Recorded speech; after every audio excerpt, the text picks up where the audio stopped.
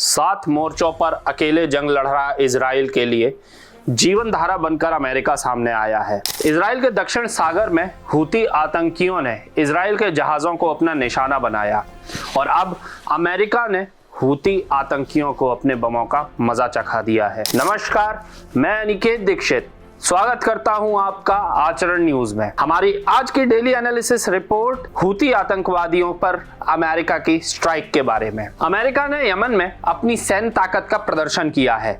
America ने Yemen के Houthi विद्रोहियों के एक हथियार भंडारण फैसिलिटी को तबाह कर दिया है। यह एक अंडरग्राउंड फैसिलिटी थी। अमेरिका ने पहली बार अपने B-2 स्प्लिट स्टेल्थ बमवर्षकों को इस काम के लिए इस्तेमाल किया है। वर्षों में पहली बार इस बॉम्बर का इस्तेमाल अमेरिका ने किया है। भले ही यह हमला यमन में हुआ हो, लेकिन अमेरिका ने इसके जरिए ईरान को सीधा संदेश भेजा है। पेंटागन ने पुष्टि की है कि अमेरिकी सेना ने 5 भारी किलेबंद अंडरग्राउंड हूती हथियार भंडारण फैसिलिटी को निशाना बनाया। इन फैसिलिटी में वही हथियार थे जिनका इस्तेमाल लाल सागर और अदन की खाड़ी जैसे रणनीतिक जलमार्गों में नागरिक और सैन्य दोनों तरह के जहाजों पर हमले के लिए किया गया है। पेंटागन के अधिकारियों ने कहा कि यह ऑपरेशन क्षेत्र को अस्थिर करने में लगे हूतियों की क्षमता को कम करेगा। गाजा युद्ध के बाद से ही हूतियों ने लाल सागर के व्यापारिक मार्ग को खतरनाक बना दिया है। चलिए अब हम आपको बताते हैं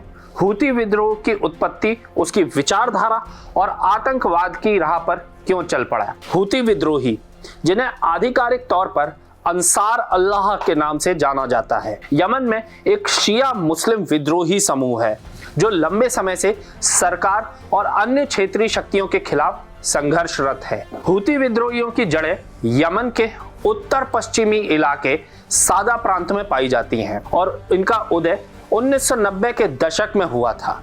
यह समूह यमन के जैदी शिया मुस्लिम समुदाय का प्रतिनिधित्व करता है जो देश के एक बड़े हिस्से में अल्पसंख्यक हैं।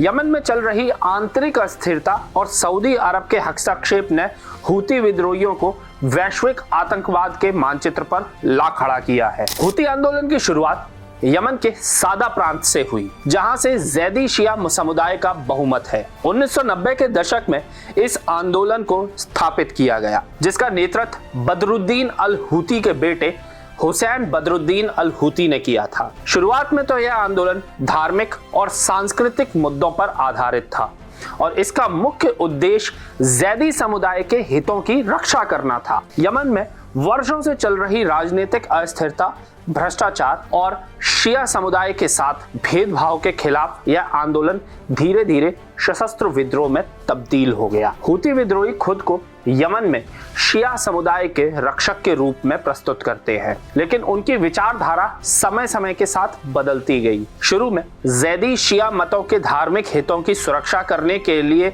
संघर्षरत हूती अब यमन की सत्ता पर कब्जा करने के लिए लड़ रहे हैं। 2011 के अरब स्प्रिंग के बाद यमन में राजनीतिक अस्थिरता और बढ़ गई, जिससे हूती विद्रोहियों को अपना प्रभाव बढ़ाने का मौका भी मिला। इसके बाद 2014 में इन्होंने राजधानी सना पर कब्जा कर लिया और तत्कालीन राष्ट्रपति अब्द रब्बू मंसूर हादी को देश छोड़ने पर मजबूर कर दिया। सऊदी अरब ने हूती विद्रोह को एक बड़े क्षेत्रीय खतरे के रूप में देखा, क्योंकि उन्हें ईरान का समर्थन प्राप्त है।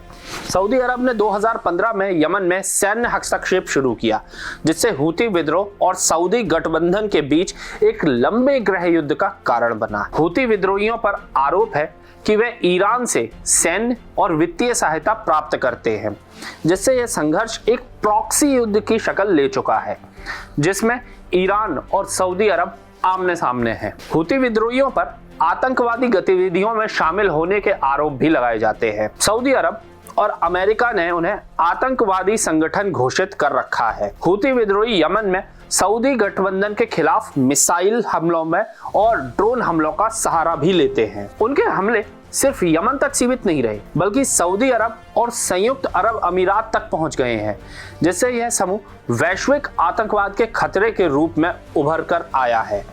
उनके हथियारबंद हमलों और नागरिक को निशाना बनाने की घटनाओं ने अंतरराष्ट्रीय समुदाय में गहरी चिंता भी पैदा करती है। हूती विद्रोहियों की उत्पत्ति यमन के आंतरिक संघर्ष से हुई थी, लेकिन धीरे धीरे यह आंदोलन एक बड़े क्षेत्रीय विवाद का हिस्सा बन गया।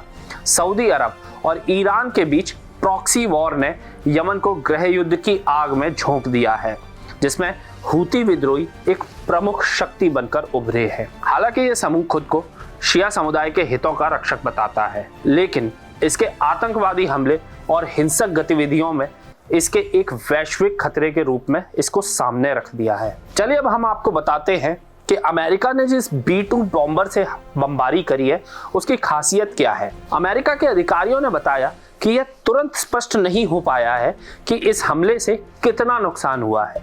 यमन के हूती विद्रोहियों को निशाना बनाने के लिए B-2 स्प्रिट का इस्तेमाल करना आम बात नहीं है। B-2 स्प्रिट एक ऐसा बम वर्षक है जिसमें दुश्मन की नजर में आए बिना हमला करने की क्षमता है। हूतियों के अल मसीरा समाचार चैनल ने बताया कि यमन की राजधानी सना के आसपास हवाई हमले हुए हैं। साल 2014 से हूती विद्रोहियों ने सना पर कब्जा कर रखा है।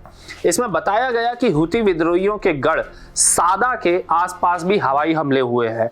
हालांकि इसने नुकसान या हताहतों के बारे में तत्काल कोई जानकारी नहीं दी है। हूतियों पर अमेरिकियों के इस हमले को ईरान के लिए एक संदेश भी समझा जा सकता है। इजराइल और ईरान के बीच चल रहे तनाव के दौरान इस तरह के हमले से अमेरिका ने ईरान को चुनौती दे दी है।